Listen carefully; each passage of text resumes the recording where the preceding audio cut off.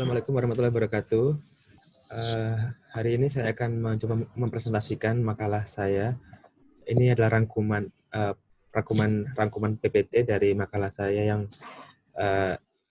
saya buat mengenai dengan topik meningioma. Jadi introduction-nya, pendahuluannya, meningioma itu adalah suatu jenis tumor otak primer yang paling sering ditemui. Dalam 20 tahun terakhir ini dikatakan berbagai kemajuan di bidang ilmu bedah saraf ini telah membantu kita, dokter bedah saraf, dalam memahami patobiologi dan terapi meningioma dengan lebih baik. Hal ini saya kutip pernyataan dari Al-Mefty di bukunya, bahwa beliau mengatakan bahwa meningioma in many ways adalah jiwa dari neurosurgery, dan perkembangan kemajuan di bidang bedah saraf akan ikut memajukan perkembangan di bidang terapi pada pasien-pasien meningioma. Dalam secara sendiri, meningioma itu pernah disebut dengan nama lain, yaitu fungus dura mater, epithelioma, samoma, dural sarcoma, sampai akhirnya tahun 1922 oleh Harvey Cushing dipopulerkan istilah modern meningioma yang sampai saat ini kita pakai. Epidemiologi dari meningioma sendiri dari data di Amerika dikatakan mencakup 36,6% dari keseluruhan tumor otak primer, dan dia juga mencakup, kalau dari keseluruhan tumor otak primer yang benign, dia mencakup 53,2%, hampir setengah dari semua jenis tumor otak primer. Untuk data di Indonesia sendiri sampai saat ini belum berhasil saya temukan, tapi data di Stomo di Surabaya, Rumah Sakit Stomo, ini penelitian dari karya akhir dari Dr. Fahri, dikatakan bahwa meningioma menempati urutan pertama. Jadi dari data register tumor ini mendata semua pasien tumor yang ada di Rumah Sakit Stomo. Dan 39,2% di urutan pertama yang paling banyak itu adalah meningioma. Data ini tidak terlalu berbeda dengan apa yang terjadi yang ditemui di Amerika. Untuk prevalensi sendiri dari meningioma berkisar antara 97 per 100.000 penduduk, 9,7, maaf ini salah ketik, 9,75 per 100.000 penduduk, dan kebanyakan terjadi pada wanita, 8,3 dibandingkan laki-laki 3,6, dua kali lipat lebih banyak daripada terjadi pada wanita. Angka kejadiannya sendiri biasanya meningkat seiring usia. Jadi pada angka kejadiannya pada anak-anak 0 sampai 19 tahun dikatakan 0,14 per 100.000 penduduk, sedangkan pada usia tua dikatakan 37,7 per 100.000 penduduk. Faktor resiko dari meningioma yang sudah diketahui adalah adanya radiasi, ionizing radiation. Salah satunya adalah penggunaan sinar X. Ini penelitian yang salah satu yang terkenal adalah dilakukan di Israel jadi dengan sejarahnya dulu, anak-anak kecil di Israel yang menderita tinea capitis, untuk terapinya diberikan dengan radiasi. Dan setelah diamati 15-20 tahun ke depan, didapatkan angka kejadian meningioma pada pasien-pasien yang memiliki riwayat dilakukan radiasi meningkat cukup pesat. Dikatakan dari penelitian ini, dosis radiasi 1-2 gray itu bisa meningkatkan risiko dari tumor otak, terutama di sini meningioma, dengan relatif risk 9,5. Selain radiasi, faktor risiko yang berhubungan juga dengan meningioma adalah faktor-faktor hormonal.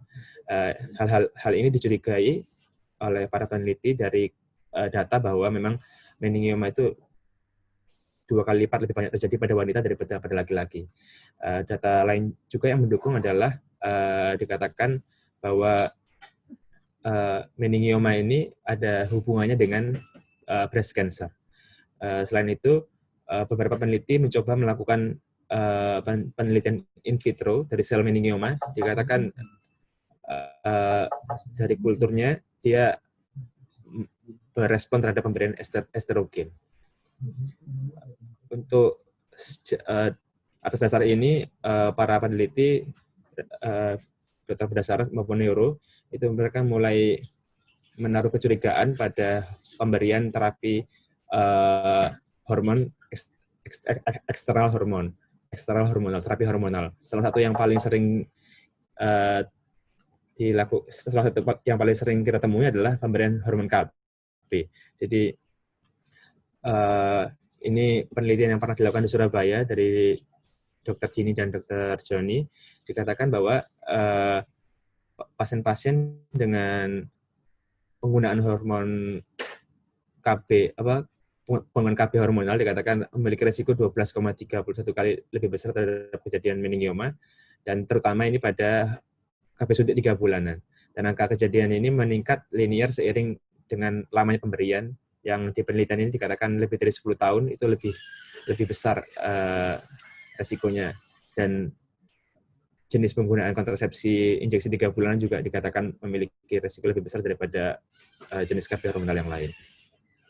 Selain itu, ada faktor risiko lain yang dicurigai, yang dikatakan saat pertama kali dulu Cushing memperkenalkan meningioma adalah trauma kepala atau head trauma. Namun dari beberapa paper yang kami coba telusuri, dapatkan bahwa salah satu yang terkenal adalah dari Denmark. Ini yang paling besar yang bisa saya temui. Dia melakukan penelitian terhadap 222.055 pasien dengan concussion, dan dari kesimpulannya ditemukan bahwa kejadian tumor otak pada meningioma tidak terbukti berhubungan dengan kejadian trauma kepalanya, dan mereka mencurigai bahwa deteksi dari tumor otak pada pasien-pasien ini sudah diketahui bahkan sebelum adanya kecelakaan. Hubungannya dengan kanker payudara juga memiliki hubungan yang erat dengan meningioma, karena dikatakan pada salah satu studi gen SNPRS49 ini dikatakan yang mengenkode dari tumor payudara juga dikatakan meningkatkan risiko terjadinya dari meningioma. Untuk riwayat keluarga, jadi ada suatu penelitian yang membahas mengenai meningioma ini dikaitkan dengan adanya dengan genetik atau environment.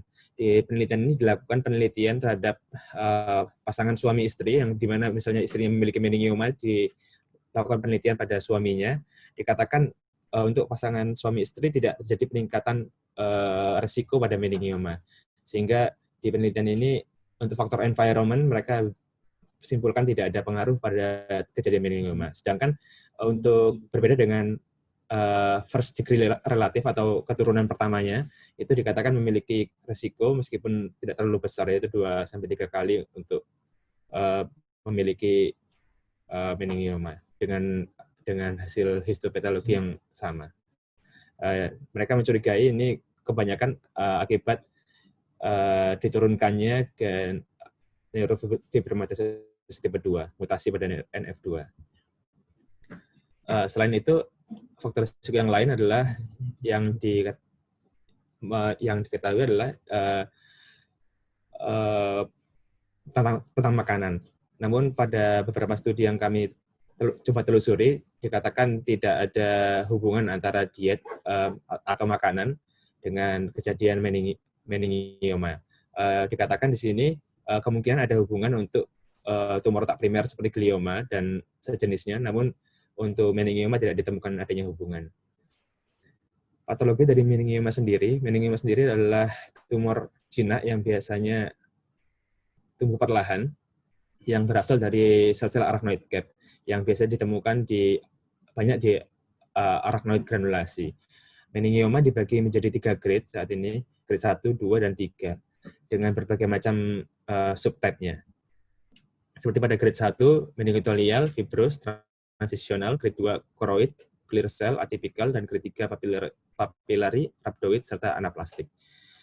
Untuk patologi dari meningioma sendiri, ini saya sadur dari buku Al-Mifty, dikatakan bahwa dari arachnoid capsule yang berlokasi pada arachnoid villi dengan dipresipitasi oleh beberapa faktor seperti radiasi atau adanya mutasi pada gen NF2, atau di sini untuk trauma kepala masih menjadi perdebatan. Itu faktor-faktor ini akan memicu proses tumorigenesis pada arachnoid capsule sehingga berkembang menjadi meningioma, dan nanti akan pertumbuhannya dipengaruhi oleh vascular endothelial growth factor serta faktor-faktor inflamasi seperti COX-2. Proses tumorigenesis sendiri pada meningioma yang beberapa yang sudah diketahui adalah adanya NF2, mutasi pada gen NF2 yang dikatakan bahwa NF2 ini berfungsi untuk memproduksi schwannomin atau merlin, yaitu berperan pada fungsi sitoskeletal dan jalur sinyal sekunder pada pembentukan pada sel, sehingga adanya insersi dan delesi pada gen ini menyebabkan non-fungsional terbentuknya schwannomin atau merlin yang non-fungsional, yang diduga menyebabkan penurunan adhesi sel dan tumorigenesis pada meningioma. Penyebab lain yang diketahui adalah sinar radiasi yang dapat menyebabkan kelainan sitogenetik pada kromosom 1P, 6Q, dan 22. Hal ini dicurigai memicu menjadi pencetus terbentuknya meningioma, meskipun sampai saat ini berbeda seperti mutasi pada NF2, sampai saat ini proses penyebabnya masih belum diketahui dengan jelas. Adanya ekspresi gen-gen onkogen seperti C6 dan CMIC meskipun tidak spesifik pada kejadian meningioma, jadi gen-gen ini juga ditemui meningkat pada tumor-tumor yang lain seperti tumor payudara. Namun dikatakan gen-gen seperti ini juga menyebabkan tumorigenesis pada meningioma. Jadi selain tumorigenesis pada selain terjadinya meningioma, yang perlu kita ketahui juga di beberapa sumber dikatakan bahwa meningioma itu bisa mengalami progression. Jadi mulai dari arachnoid capsule, dia berubah dengan adanya pemicu faktor-faktor predisposisi seperti yang disebutkan NF2 maupun radiasi, dia akan berubah menjadi memicu terbentuknya meningioma. Dan terbentuknya meningioma dengan WHO grade 1. Pada beberapa kondisi, seperti adanya mutasi pada gen 1P, 6Q, 10Q, dan 14Q, itu dan meningkatnya MIB, itu dikatakan menjadi faktor predisposisi untuk meningioma yang awalnya WHO grade 1 ini untuk menjadi malignant progression, mengalami malignant progression menjadi WHO tipe 2 ataupun tipe 3. Pemeriksaan sitogenetik selain berhasil menjelaskan beberapa proses tumorigenesis pada meningioma, juga berhasil menjelaskan beberapa kelainan yang dikaitkan dengan progresivitas dari meningioma, seperti yang dibahkan tadi, perubahan hilangnya kromosom anomali pada 1P, 6Q, dan 9P, serta itu bisa menyebabkan malignansi dari perubahan progression malignansi dari meningioma. Klasifikasi meningioma sendiri, tahun 2016 WHO mengeluarkan klasifikasi tumor otak baru, yaitu WHO tahun 2016. Di sini dikatakan untuk klasifikasi meningioma tetap 3 grade 1, 2, dan 3, dengan deskripsinya untuk pada grade 1 dengan frekuensi sekitar 80-85% dari total keseluruhan meningioma. Ciri khasnya adalah tumor ini memiliki low mitotic rate atau dikatakan kurang dari 4/10 HPF, dan tidak adanya invasi brain invasion. Jadi dari pemeriksaan radiologis atau MRI dapat dilihat adanya batas antara tepi tumor meningioma dan parenkim mata. Memiliki 9 subtype seperti papillary, choroid, dan subtype yang lain. Untuk grade 2 dikatakan mitotic rate-nya lebih tinggi, yaitu sekitar 4-19/10 HPF, atau adanya brain invasion, ini dari pemeriksaan radiologi, jadi batas antara tumor dan otak sehat tidak jelas, atau adanya 3 dari 5 temuan spesifik pada histologi, pada pemeriksaan histologinya. Untuk grade 3 yang anaplastik, metatekniknya lebih tinggi lagi, lebih dari 20/10 HPF, atau dari pemeriksaan histologi ditemukan gambaran papilari atau sel rhabdoid. Gejala klinis pada meningioma, seperti pada tumor otak yang jenis lain, dikatakan bahwa gejala klinis pada meningioma sangat bergantung pada letak lesinya. Gejala-gejala yang timbul dapat disebabkan oleh beberapa faktor, yaitu pertama iritasi korteks, kompresi struktur otak atau saraf nervus cranialis, kompresi dari struktur vaskular, serta akibat peningkatan TIK. Gejala-gejala dari iritasi korteks biasanya timbul sebagai gejala kejang, sedangkan gejala kompresi biasanya dapat muncul sebagai gejala neurologis vokal atau general. Gejala selain itu, tumor juga, meningioma juga dapat mengoklusi atau menekan struktur vaskular penting sehingga dapat menimbulkan gejala TIA atau stroke, serta gejala-gejala peningkatan tekanan intrakranial seperti nyeri kepala, mual muntah, dan penurunan kesadaran. Berdasarkan lokasinya, gejala klinis akibat penekanan meningioma pada struktur otak berdasarkan lokasinya dapat kita lihat di sini. Contohnya seperti pada parasakital meningioma, biasanya dapat menyebabkan monoparesis pada daerah kontralateral. Untuk olfactory groove meningioma biasanya menyebabkan keluhan ipsilateral papilatrofi, anosmia, serta kontralateral papilla edema yang biasa disebut Foster-Kanizer syndrome. Pada sinus cavernosus biasanya menyebabkan kelumpuhan pada nervus 2, 3, 4, 6, serta nervus 2. Untuk oksipital, bila tumor pada oksipital biasanya menyebabkan keluhan hemianopia. Bila pada parietal bisa timbul Gertzmann syndrome. Bila pada ventricle bisa terjadi hidrosefalus atau menimbulkan gejala gangguan hematologi yang disebut Castleman syndrome. Untuk imaging atau pemeriksaan penunjang yang menjadi pilihan pada pasien-pasien yang kita curigai meningioma adalah sebenarnya untuk pemeriksaan bila kita mencurigai pasien dengan meningioma atau tumor otak lain, sebenarnya yang menjadi pemeriksaan pilihan adalah MRI. Karena dari pemeriksaan MRI ini memiliki kelebihan baik dalam mengevaluasi struktur pembuluh darah dan saraf-saraf yang berkaitan dengan tumor, serta lebih dapat menyingkirkan diagnosis yang lain. Namun pemeriksaan CT scan sampai saat ini tidak bisa ditinggalkan karena memang kelebihannya yaitu aksesnya mudah, banyak tersedia di rumah sakit yang tidak terlalu besar, dan pemeriksaannya cepat, superior dalam mengevaluasi kondisi tulang untuk melihat adanya hiperostosis atau osteolitik, dan lebih sensitif dalam melihat adanya kalsifikasi. Sedangkan angiografi sendiri, pemeriksaan lainnya adalah angiografi yang umumnya dilakukan bila ada rencana untuk melakukan embolisasi tumor. Inilah contoh gambaran CT scan. Pada gambaran CT scan, umumnya meningioma tampak sebagai tumor ekstraksial dengan pada non-kontras tampak isodens. Kebanyakan dapat tampak sebagai gambaran isodens, sedangkan pada pemberian kontras biasanya tampak sebagai lesi dengan homogeneous contrast enhanced. Ini contoh gambaran meningioma pada MRI. Ini parasakital meningioma sepertiga tengah.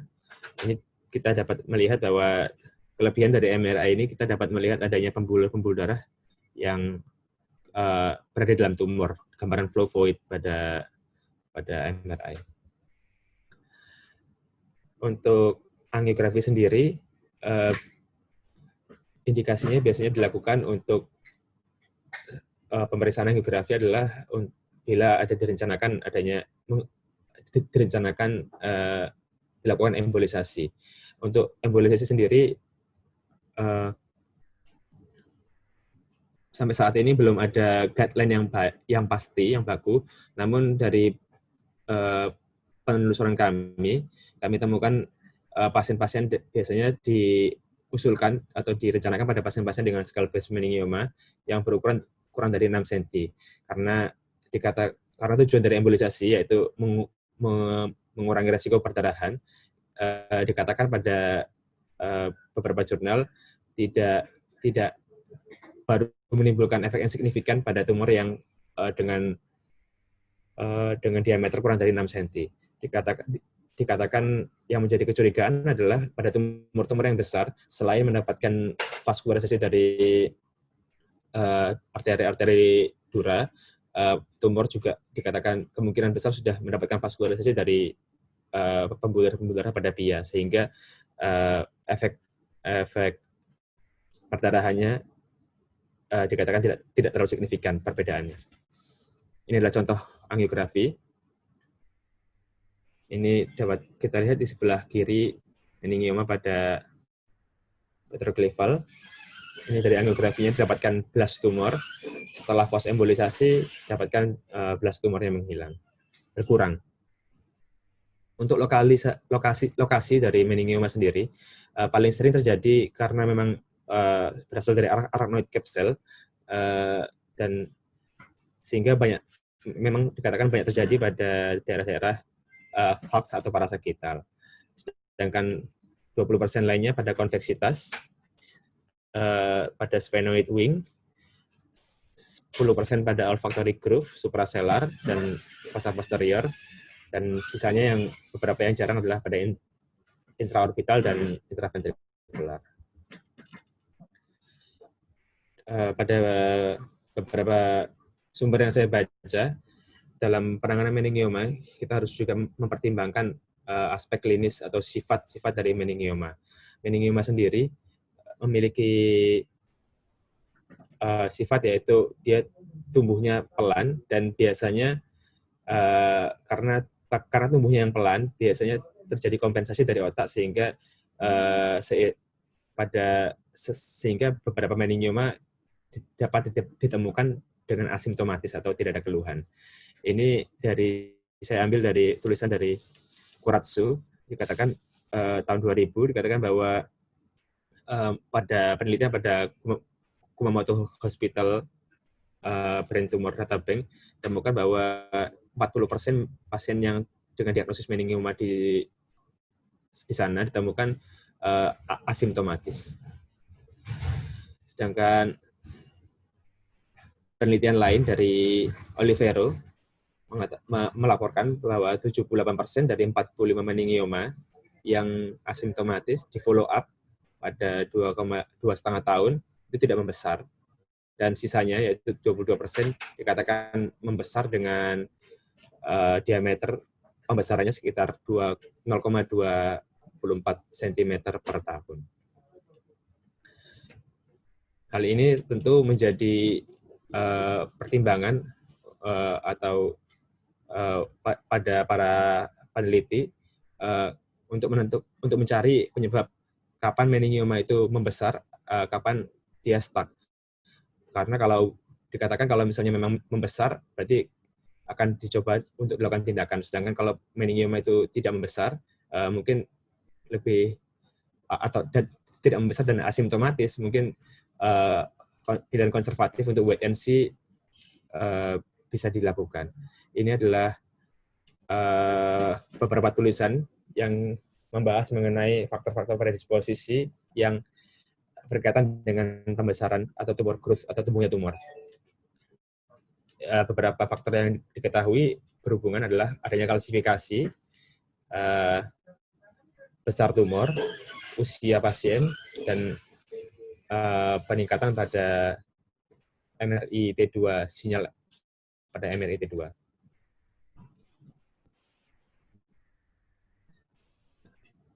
Hal-hal ini berujung pada indikasi pembedahan pada pasien-pasien dengan meningioma yang asimptomatis. Dikatakan di sini pada beberapa tulisan dari 603 pasien-pasien asimptomatik meningioma, 58% dilakukan terapi konservatif. Ini dilakukan oleh di Jepang. Dari 351 yang dilakukan konservatif itu, pertumbuhan tumor dapat dilihat pada 37% dan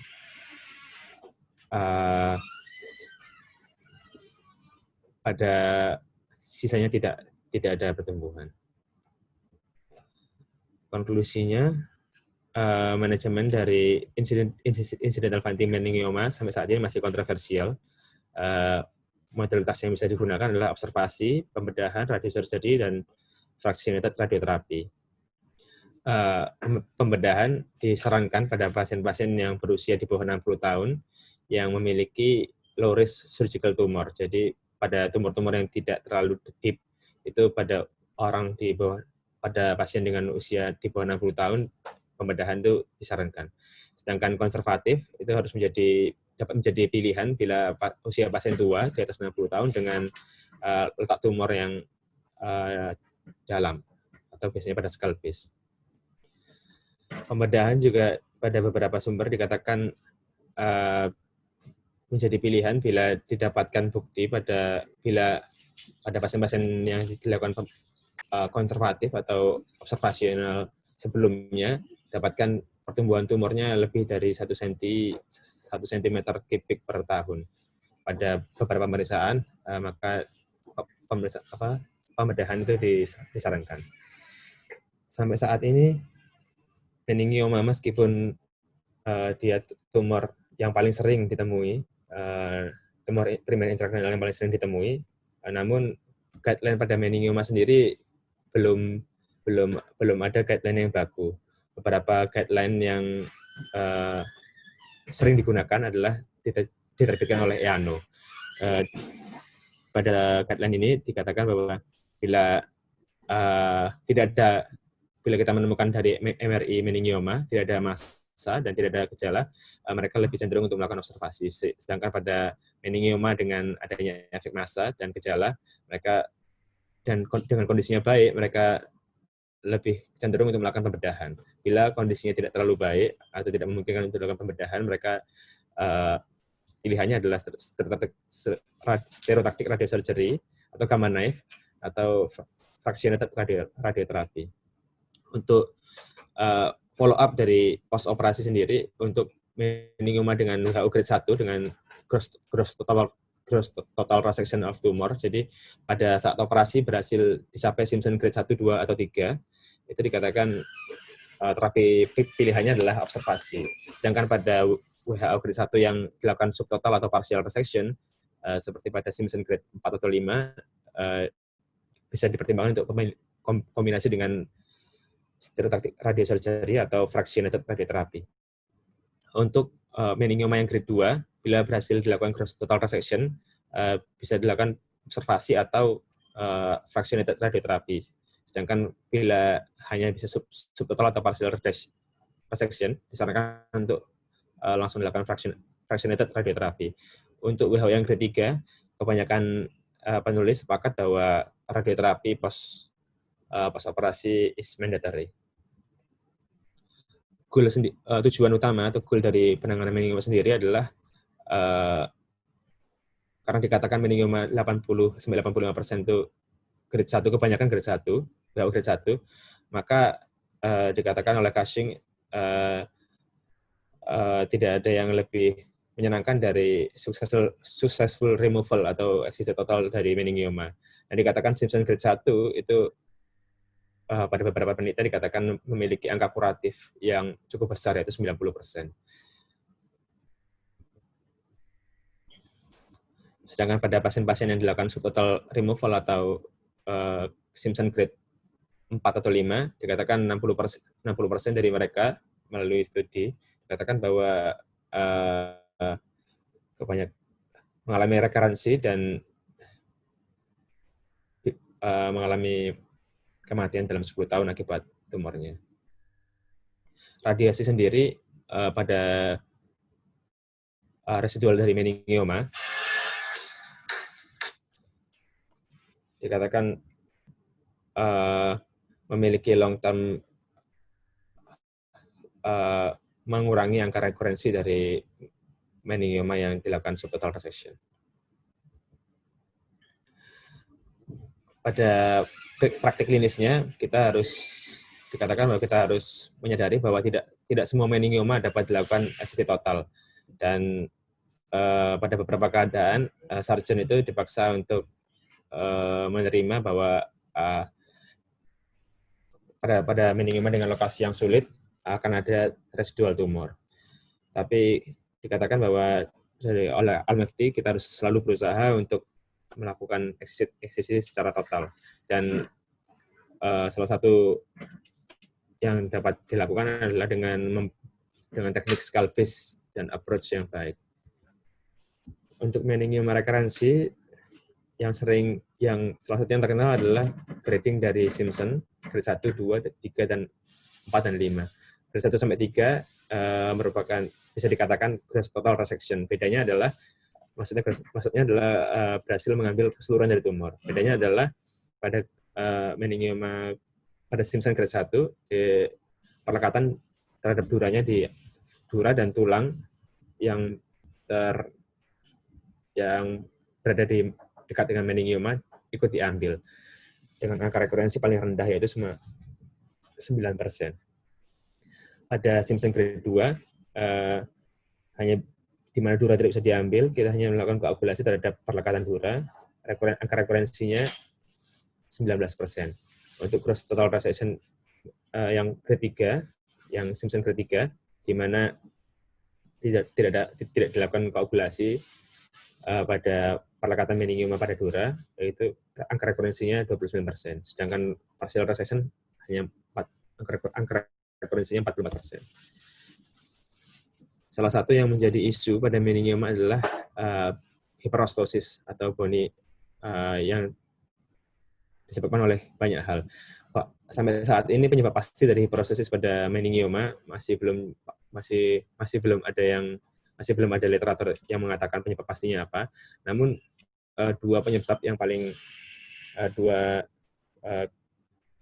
sering diutarakan adalah invasi dari tumor ke dalam tulang atau proses hiperostosis karena reaktif dari tumor, hipervaskularisasi dari tumor sehingga menyebabkan reaktif hipertrofik dari bone-nya.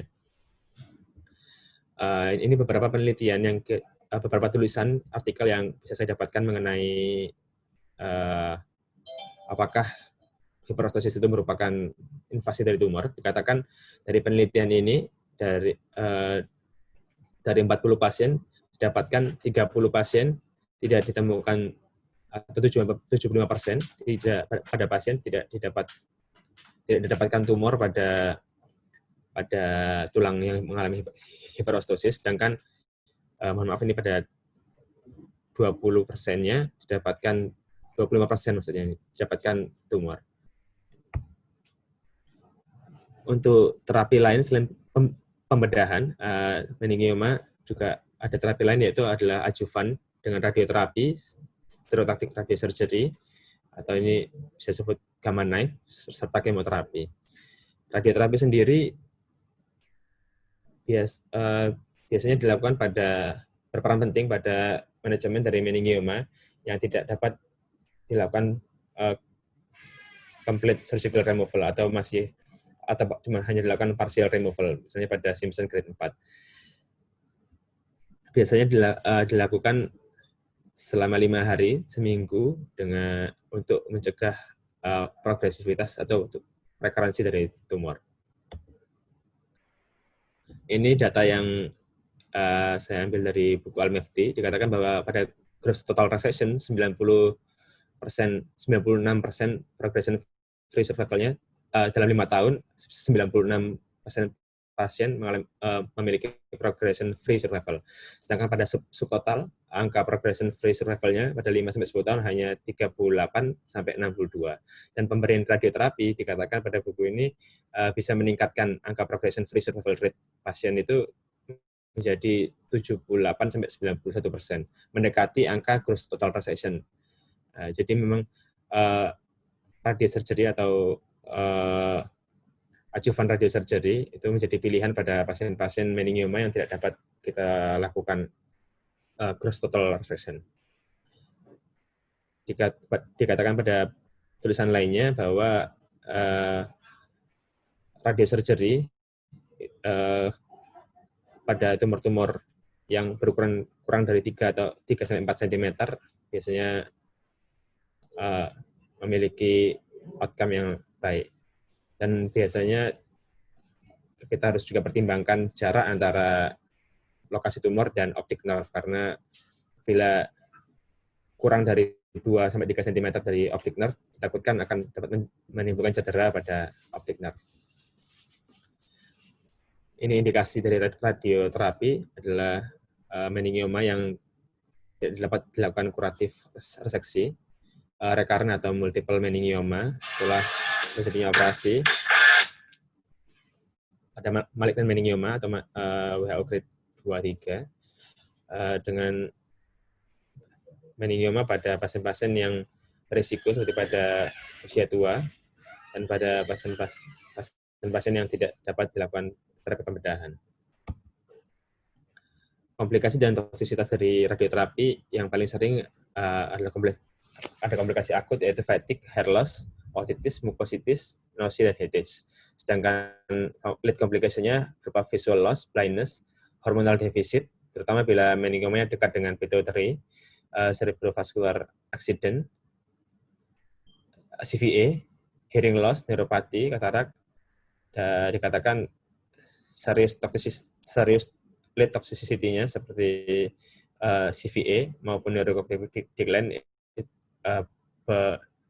memiliki rentang 0-20% angka kejadiannya. Untuk stereotactic radiosurgery, ini gamma knife pada beberapa tahun terakhir ini memang sedang sangat populer. Biasanya dengan prinsip sebenarnya mirip dengan radioterapi.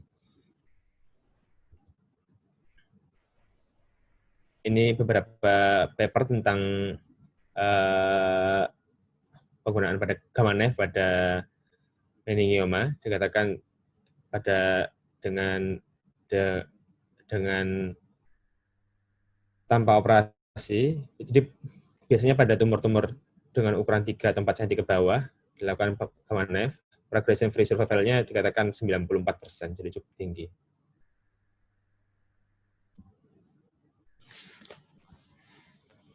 Jadi rekomendasi dari ini saya ambil dari Al-Mefdi, yang direkomendasikan adalah kita harus melihat pasien meningioma itu secara holistik, dengan jika dapat atau memungkinkan untuk dilakukan complete resection, maka direkomendasikan untuk dilakukan complete resection.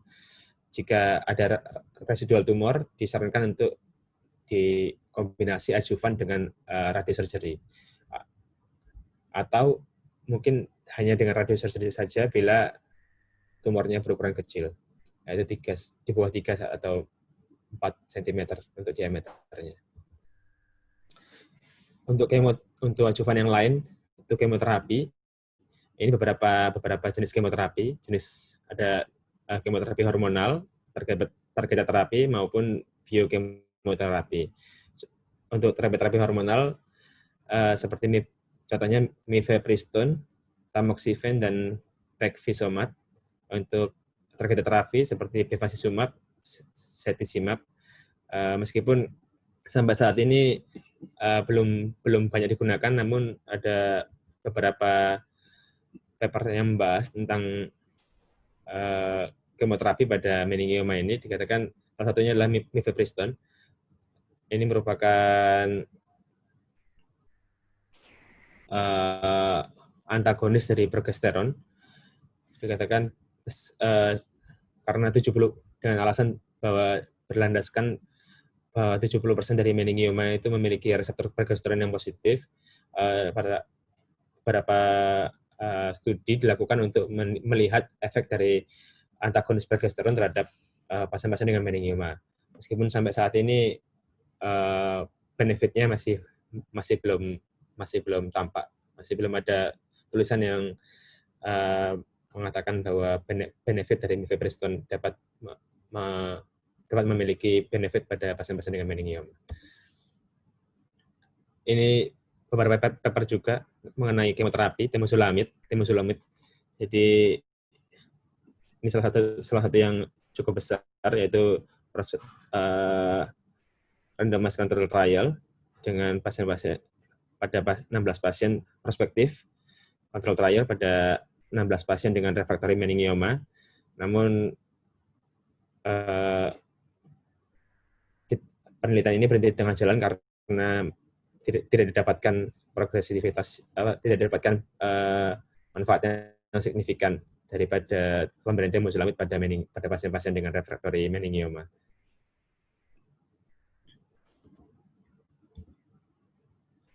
Ini bevacizumab atau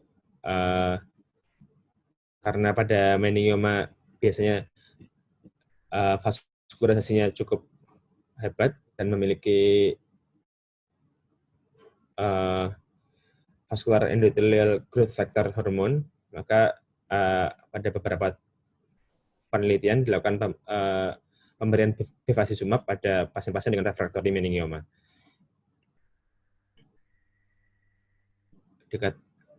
Dikatakan di sini dapat pada refractory meningioma, pemberian bevacizumab itu dapat meningkatkan overall progression free survival rate.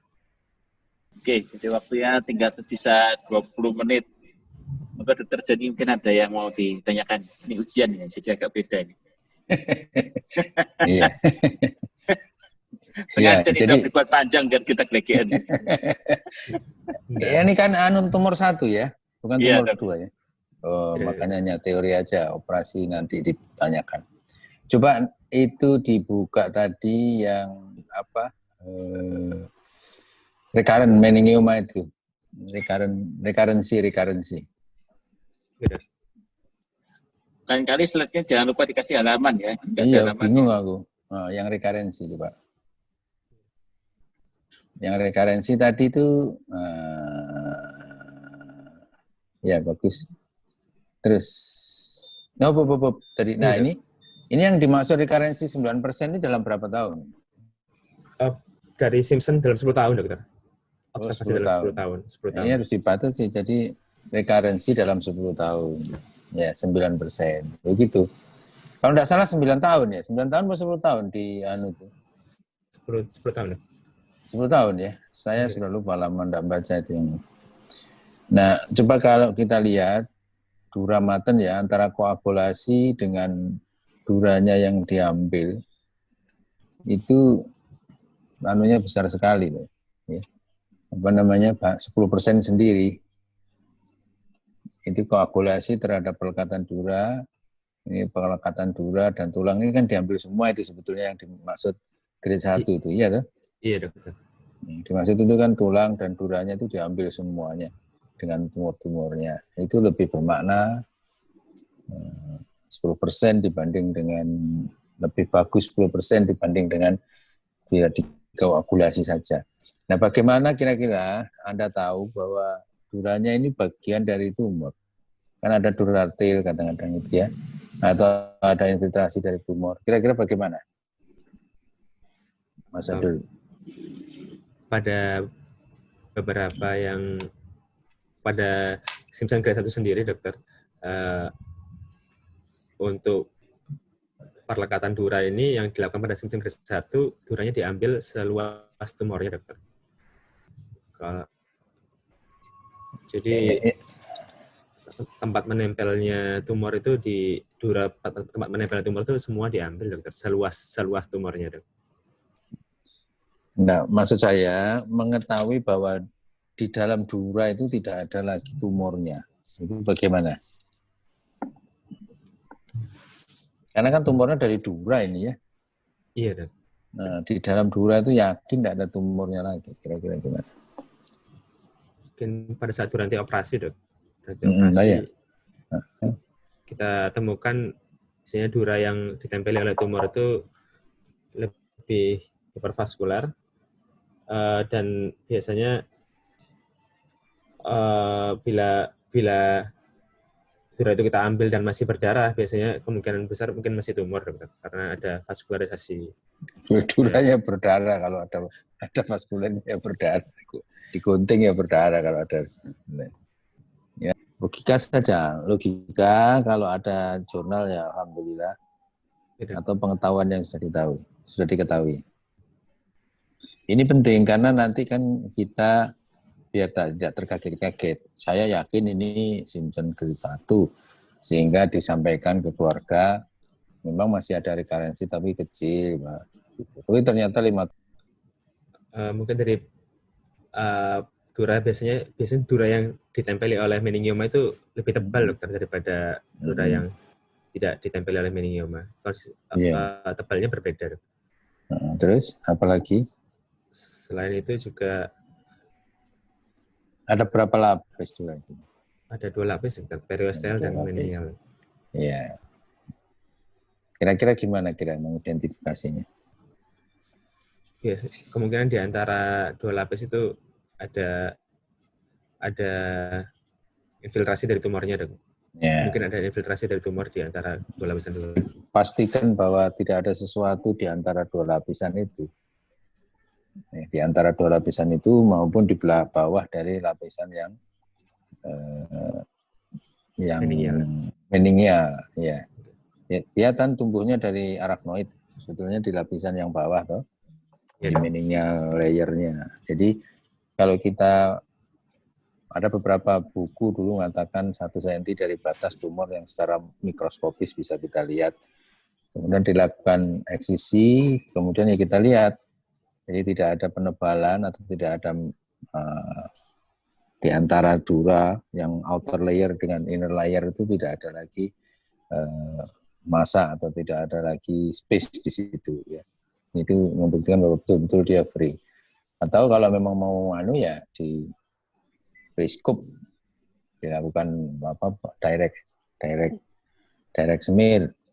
Sebenarnya saya pengen bisa direct smear itu di kita ini, tapi nampaknya PA belum bersedia ya.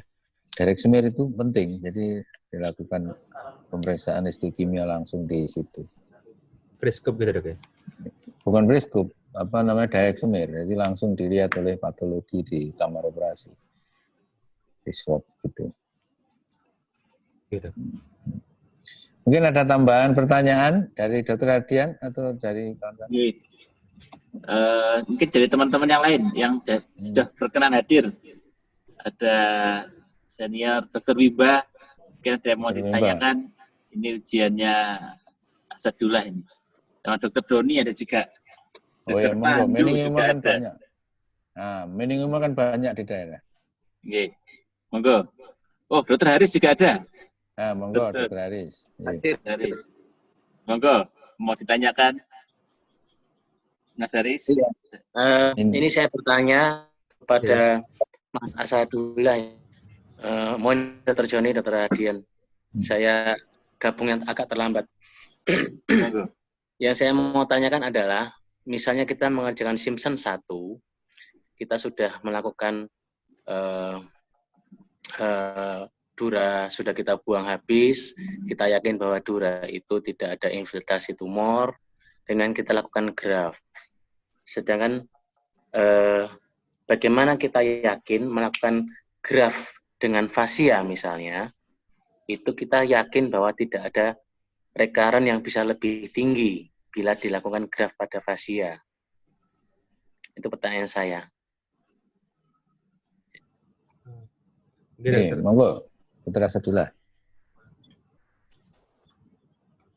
Mungkin untuk angka rekarensinya, bila kita lebih yang dikatakan di buku ini dok, lebih kepada sisa tumor yang melekat pada duranya dok. Jadi bila kemungkinan bila dura nggak ada tempe apa tahu penyet. Kemungkinan bila duranya kita ambil cukup luas dan tumor yang menempel pada dura itu ikut terambil, dok, diharapkan bila defek pada duranya ditambal dengan fascia atau perios, tidak muncul rekarensi, dokter. Iya. Atau Kenapa saya bertanya ini karena pengalaman saya ini mungkin minta masukan dengan Dr. Joni sama Dr. Hadian juga dengan teman sejawat yang lain. Yang saya pernah kerjakan mungkin 2 kali selama ini, itu sudah saya ambil seluas mungkin dura, saya yakin tidak ada infiltrasi, kemudian digraf dengan fascia, ternyata masih timbul recurrent di bawah 10 tahun. Apabila ini kesimpulan saya sendiri, ini mohon koreksi dari Dr. Hadian juga sama Dr. Joni. Apabila ternyata di atas meningioma itu terdapat hiperostosis pada tulang, sehingga sebenarnya pilihannya kalau ada hiperostosis, karena memang yang saya pernah baca kalau ada hiperostosis pada tulang, fascia itu sendiri sebenarnya juga ikut terinfiltrasi oleh tumor. Sehingga mau tidak mau pilihannya sebenarnya adalah mengganti graf itu dengan artificial dura. Gitu. Jadi kalau tidak ada hiperostosis tulang sampai ke dalam tulang yang di bagian luar, itu kemungkinan infiltrasinya kecil pada fascia. Tetapi kalau hiperostosisnya sampai tulangnya sampai menonjol sampai di bawah fascia, itu kemungkinannya fascia itu juga sudah terinfiltrasi. Sedangkan di rumah sakit yang saya tempati tidak ada fluoroscope, tidak ada direct smear juga, sehingga saya tidak yakin bahwa fascia itu terinfiltrasi atau tidak. Begitu. Jadi sebenarnya kalau ada hiperostosis, sebenarnya menurut saya itu mungkin perlu artificial dura, bukan fascia. Bagaimana Dr. Hadian, Dr. Joni? Ya, itu yang hiperostosis coba dianukan tadi. Yang hiperostosis. Dari sebagian hiperostosis itu kalau tidak salah memang berapa persen itu memang ada infiltrasi tumor pada tulangnya. Oh ya ini, ya betul. 20%. Ya. Oke dokter.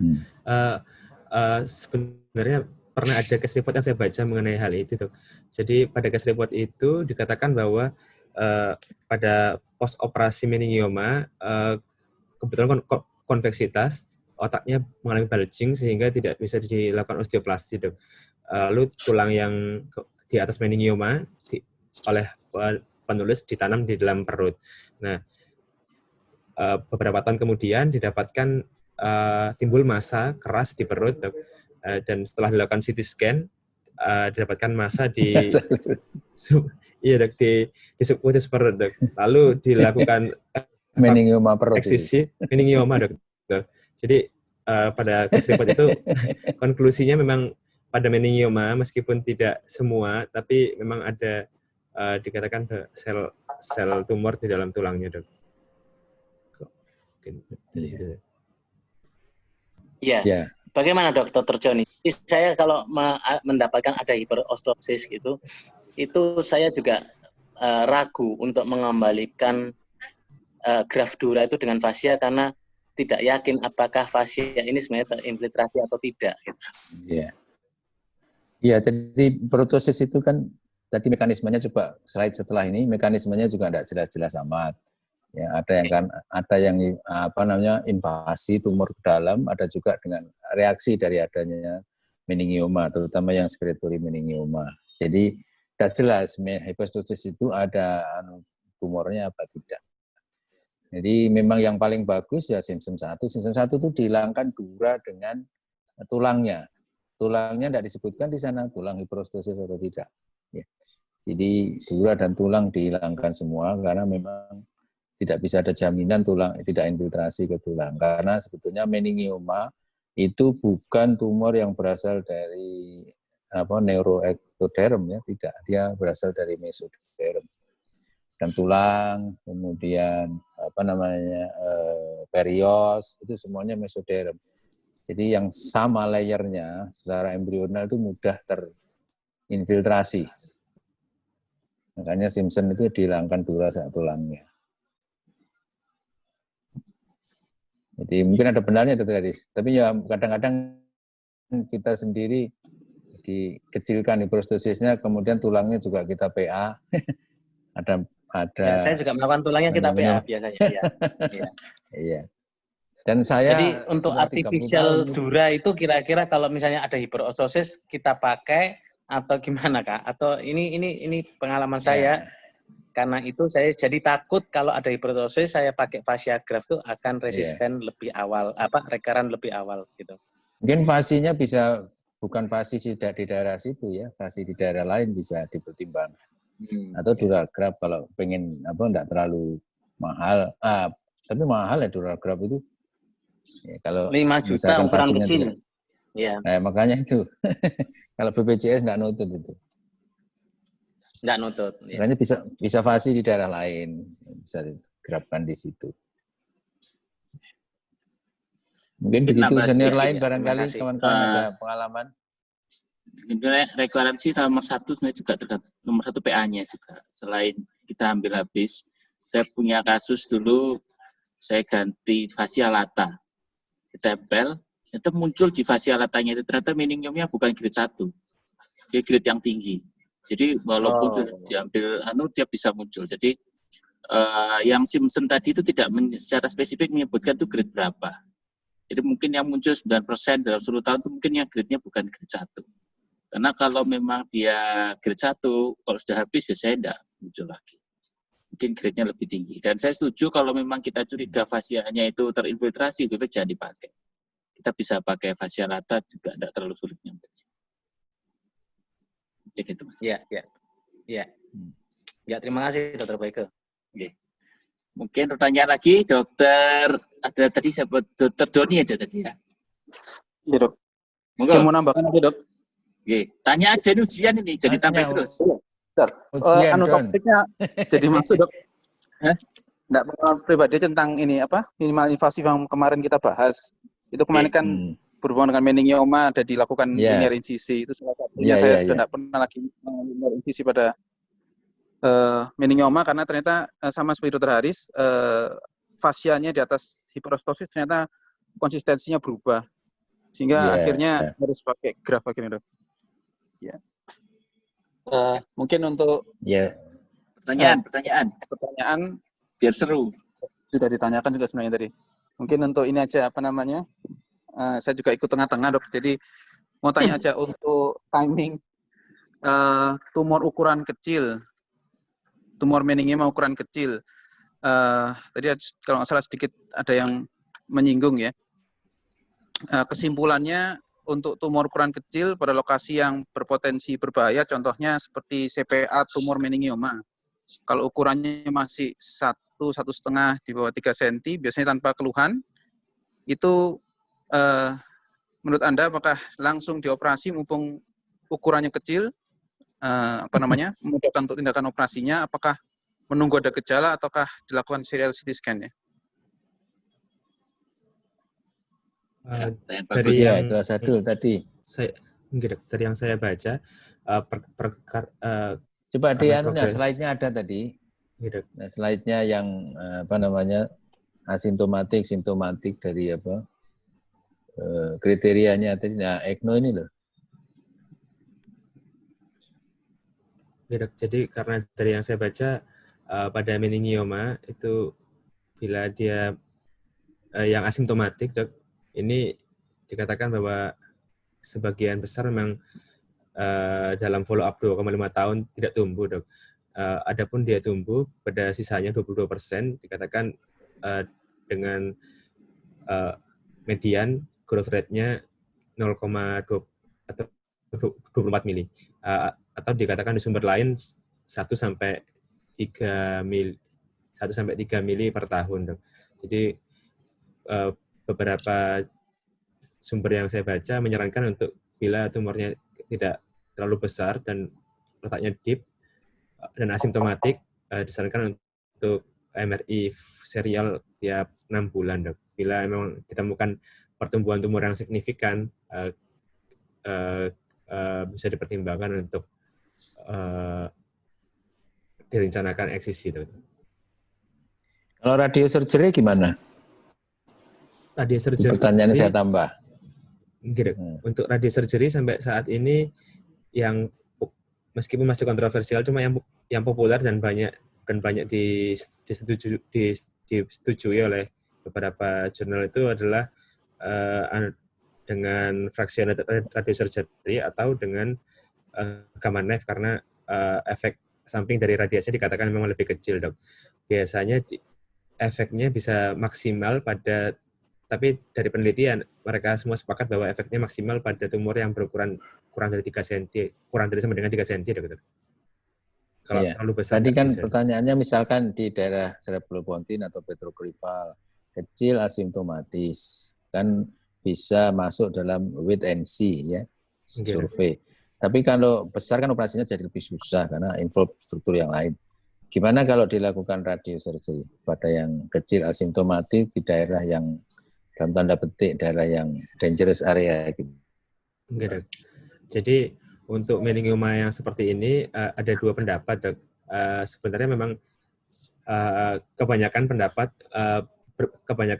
peneliti berpendapat bahwa radiosurgery itu merupakan pilihan, Dok, pada tumor-tumor kecil. Namun beberapa pendapat lain tidak terlalu setuju karena memberikan radiosurgery pada tumor yang kita tidak tahu pasti histo-PA-nya apa, ditakutkan akan memicu terjadinya malignancy progression, Dok. Dan saya sendiri cenderung untuk lebih setuju kepada yang pendapat kedua, Dokter, karena memang pertama alatnya tidak banyak, tidak visible dan mahal. Kedua, ada resiko, beberapa case report mengatakan kalau bisa terjadi malignant progression dari tumornya, Dok. Mungkin pendapat kawan-kawan yang lain? Dr. Ardian ada itu? Ada ya? Yeah. Dr. Ibi? Ya. Jadi kalau ditanya, Pak, ini pertanyaan pasien sebenarnya sering seperti ini. Jadi kalau nomor satu, saya selalu ingat Dr. Joni itu. Kalau ngasih pendapat pasien itu harus kita timbang manfaat dan risiko. Itu yang harus selalu disampaikan ke pasien. Jadi manfaatnya apa, risikonya apa, semua ada. Operasi, radioterapi, observasi pun ada manfaat, ada risikonya. Jadi keputusan nanti tetap kita serahkan kepada pasien, tapi kita harus memberikan pertimbangan yang objektif tentang manfaat dan risikonya. Oke, contoh, kasusnya kecil di GPA. Observasi, oke, tapi dia harus disiplin bahwa setiap tahun dicek. Karena kalau miss ternyata membesar dan melampaui ukuran yang ideal untuk radioterapi atau mencapai ukuran yang besar untuk operasi sulit. Jadi ada syarat dan ketentuannya. Mau radioterapi, ada untungnya dan tidaknya. Untungnya apa? Mungkin akan terkontrol. Tapi jangan lupa data ini menunjukkan bahwa 3/4 kasus itu nggak diapa-apain juga terkontrol. Dalam 2,5 tahun nggak tumbuh. Jadi memang dia itu tidak tumbuh karena di radioterapi, atau dia memang tidak tumbuh karena dia tidak tumbuh, itu penting dibuktikan dulu sebenarnya. Jadi saya setuju observasi dulu, kalau tidak tumbuh ya biarkan saja. Nanti kalau dia memang tumbuh, baru dilakukan radioterapi yang memang bermanfaat untuk menghentikan pertumbuhannya. Operasi itu ada beberapa dokter bedah yang memang tidak suka masuk ke daerah GP Angel, karena memang sulit, banyak saraf-saraf, dan itu sangat tergantung dengan surgeon preference. Ada yang memang hobinya ngulik di daerah situ, jadi kita tidak bisa artinya memberikan satu rekomendasi secara general, karena itu sangat tergantung dari surgeonnya biasa nggak di area di situ. Kalau untuk surgeon yang biasa di area di situ, argumennya adalah semua barang yang tidak normal harus diambil. Dan karena dia punya fasilitas dan skill untuk di situ, maka prosedur bisa berjalan aman di tangan surgeon itu. Tapi kalau surgeon tadi tidak terlalu yakin dengan fasilitasnya, dengan skillnya di area situ tidak familiar, mungkin pilihan radioterapi lebih aman untuk pasien. Intinya jangan sampai tindakan kita itu lebih memperberat daripada perjalanan natural penyakitnya itu sendiri. Mungkin itu tambahin. Ya, jadi radiosurgery pun itu juga ada efek udim, hati-hati. Ya, betul. Jadi ada beberapa pasien yang pasca radiosurgery malah keluhannya muncul, atau keluhannya bertambah. Ya. Dan itu tidak gampang hilang. Tidak hilang-hilang. Tentuannya itu susah. Fossa posterior kalau diradiasi tidak pakai gamma knife, itu neurotoksisitas ke cerebellumnya besar. Ya. Dan baru 2 tahun kemudian dia jadi ataksik hebat sekali. Jadi saya tidak pernah menyarankan radiasi biasa ke fossa posterior. Kalau dia punya duit ya di gamma, kalau tidak usah. Serem dok, pasien itu jadi sangat-sangat neurotoksisitas. Yang di Darmo itu, jadi Darmo tambah nggak karu-karuan itu. Iya. Ada lagi mungkin kawan-kawan? Pertanyaan, monggo. Dokter Wimba ada itu ya? Monggo Dokter Wimba. Sedikit tanya aja dok. Tadi disebutkan ada choroid meningioma. Nah, bagaimana mencapai Simpson grade 1 di choroid meningioma? Apakah diambil sama choroidnya semua? Choroid plexusnya diambil semua? Nah, itu pertanyaannya. Dan kemudian apabila timbul rekuren di choroid meningioma, kira-kira dioperasi lagi atau ada pilihan radioterapi kira-kira? Ya, itu aja. Terima kasih. Oke, Dok. Untuk choroid meningioma sendiri merupakan tumor yang jarang, Dok. Angkanya cuma 2%. Nah, saya jujur belum pernah membaca mengenai grading eksisi dari choroid meningioma. Namun pada beberapa video operasi yang pernah saya lihat, biasanya untuk choroid meningioma itu tidak diambil semua dengan presis choroidnya, Dok. Hanya tumornya saja dan presis choroid yang ditempeli oleh tumor, Dok.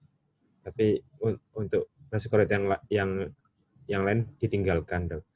Untuk rekaransi sendiri memang di beberapa tulisan itu choroid plexus meningioma pada intraventricle, pada choroid itu lebih sering malignansi daripada yang meningioma yang pada umumnya. Jadi dan mereka sendiri kebanyakan dari beberapa case report itu banyak yang memberikan radioterapi, Dok, pada pasien-pasien seperti meningioma choroid yang terjadi rekarensi. Biasanya ketika terjadi rekarensi, mereka lakukan reoperasi dan didapatkan grade meningiomanya malignan grade 2 atau grade 3, Dok, sehingga mereka lanjutkan untuk radioterapi.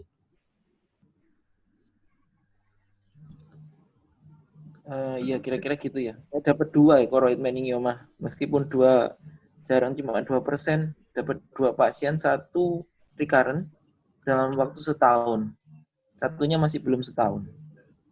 Saya evaluasi tiap 6 Gradingnya bulan. tinggi, Dok? Ya, gradingnya 2. Iya. Memang itu kalau di buku yang lain dikatakan memang choroid meningioma itu sering sekali malignan memang, Dok. Penyebabnya masih belum diketahui, tapi sering dari epidemiologi sering malignan grade 2, grade 3. Dok. Ya, memang. Di radioterapi, Dokter Radian, kira-kira kalau grade 2 habis total apa tersisa? Durante sampai CT scan post-op itu habis total. Tapi setelah setahun saya CT scan lagi itu timbul 1-2 cm di sekitar plexus choroid itu, Dok. Itu CT scan post-nya pakai kontras? Iya, pakai kontras, Dok. Bersih ya? Kalau seperti itu, tapi jadi biasanya kalau memang dia grade 2, kita follow up CT evaluasi dengan kontras atau MRI-nya jangan terlalu panjang. Biasanya saya buat 3 bulan. 3 bulan, Dok, 3 bulan, kalau awal bersih, mungkin kita bisa tunda atau langsung tuh boleh. Di opsinya itu kan boleh langsung atau observe sebenarnya. Karena kalau sudah bersih, kadang yang disinar apa, bingung juga nanti. Nanti radioterapinya kalau di gamma kan tidak jelas targetnya apa. Nah, tapi ditunggu 3 bulan, kalau memang muncul kecil, misalnya kelihatan setengah senti, nah itu yang jadi target. Gammanya lebih mudah menentukan target sasarannya. Karena kalau bersih ya, dia mau gamma sebelah mana agak repot juga nanti. Oke. Jadi follow up-nya jangan terlalu panjang. Kalau grade 2 biasanya 3 bulan. Kalau 3 bulan itu aman, baru diperpanjang 6 bulan. Buat baseline awal datanya itu sudah punya CT post-op dini, bagus. 3 bulan dulu untuk lihat rate pertumbuhannya. Kalau emang tidak tumbuh, biasanya tidak kelihatan. Tapi kalau dia tumbuh, biasanya 3 bulan sudah mulai kelihatan. Oke. Okay. Terima kasih. Ada pertanyaan lagi? Monggo. Izin menambahkan, Dok. Okay. Jadi memang untuk meningioma yang grade 1 dan grade 3 memang sebagian besar sepakat grade 1 tidak diradiasi, grade 3 diradiasi, mandatory.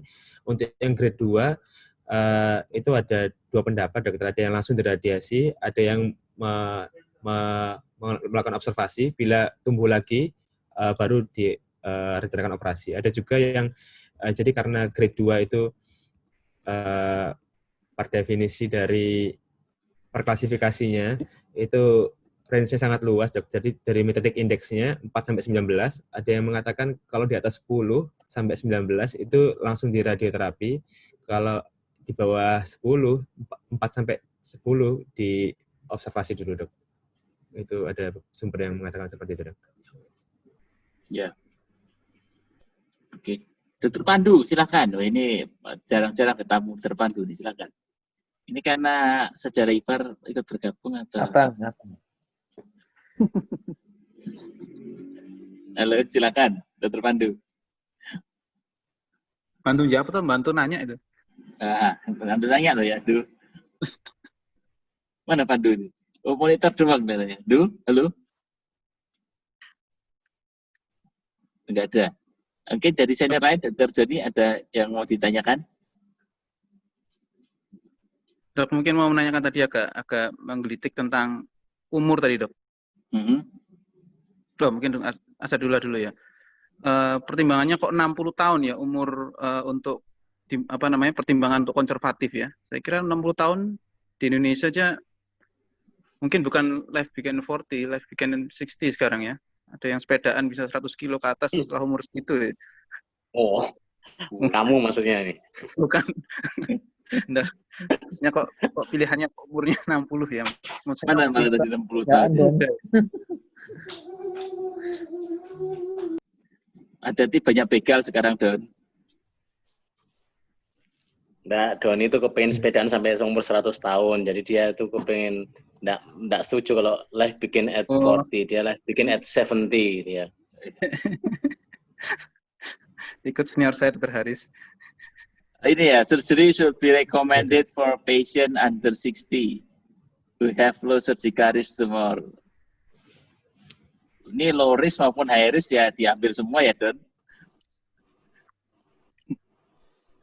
Low risk tumor, low surgical risk tumor. Oke. Ini conclusion dari rekomendasinya siapa? Nah, lihat dulu siapa yang rekomendasikan ini. Orang radioterapi ini kelihatannya. Coba atasannya. Dan negara mana ini? Indication for surgery inpatient asimptomatis, Don. Asymptomatic meningioma. Oke, Dok, ya. Tadi ya, forum karena dia asimptomatik ini ya. Maka kalau memang asimptomatik ya mungkin dia boleh diobserv dulu. Tapi asimptomatiknya meningioma ini agak tricky karena dia memang slow growing lesion kan. Jadi seringkali kita dapat di poli itu pasien dengan meningioma setengah otaknya itu tapi dia tanda kutip hanya pusing-pusing ringan. Jadi kalau menurut saya kalau memang besar ya harus diambil itu. Iya, Dok. Karena saya harapan hidup di Jepang juga sangat tinggi, Dok. Maksudnya sampai di atas 70 harusnya. Jadi bahaya kalau 10 tahun masih. Tapi asimptomatik ukuran berapa ini? Ada enggak di situ coba? Next. Itu kan 600 asymptomatic patient.